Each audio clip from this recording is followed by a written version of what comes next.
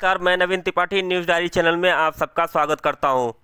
Israel और Hamas युद्ध अब दूसरे चरण में पहुंच चुका है। हमास के साथ अस्थायी युद्ध विराम खत्म होने के बाद इजरायली फौज गाजा में भयानक बमबारी कर रही है और अब इजरायली सैनिक दक्षिण गाजा में हमास के ठिकानों पर गौरिल्ला स्टाइल में हमले कर रही है।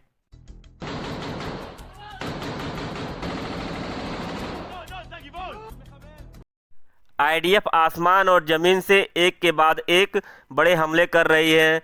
हालांकि इस हमले में हमास की सशक्त शाखा अल कासिम के लड़ाके ज़मीन पर रह रहकर आईडीएफ के जवानों पर हमले कर रहे हैं।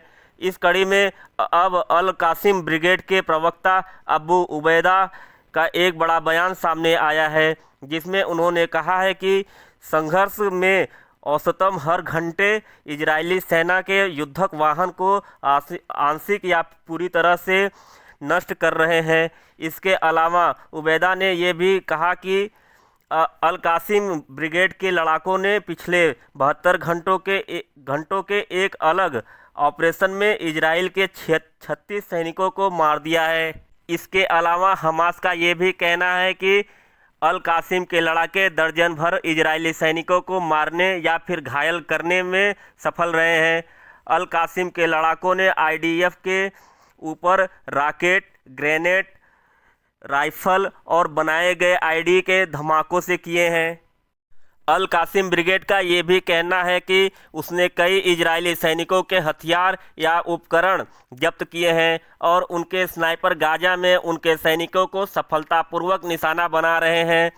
इन सब के बीच अल कासिम ब्रिगेड गाजा में इजरायली सेना पर कई रॉकेट हमला और मोटार से हमले कर चुकी है।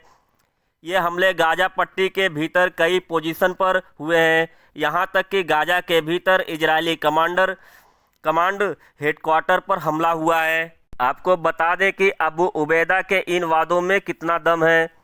इसकी पुष्टि इजरायली सेना के प्रवक्ता ने भी कर दी है। आईडीएफ का दावा है कि 14 दिसंबर 2023 गाजा में इजराइल के 8 सैनिक गंभीर रूप से घायल हुए हैं। वहीं 12 दिसंबर 2023 को गाजा में इजराइल के 10 सैनिक मारे गए थे। मृतकों में आईडीएफ के कर्नल इल्यान बैन बजाक भी थे, जो बोलानी ब्रिगेड के मुखिया थे। इस हमले में उनकी भी मौत हो गई है। गाजा में मारे गए इजरायली सैनिकों में बिन बैजाक अभी तक के सबसे सीनियर अधिकारी थे और इससे यह पता चलता है कि गाजा के भीतर हमास और आईडीएफ के बीच तगड़ी भिड़ंत हो रही है। वहीं द न्यू अरब के मुताबिक गाजा पर ज़मीनी हमले के शुरुआत से लेकर अब तक इजराइल के 115 सैनिक मारे जा चुके हैं।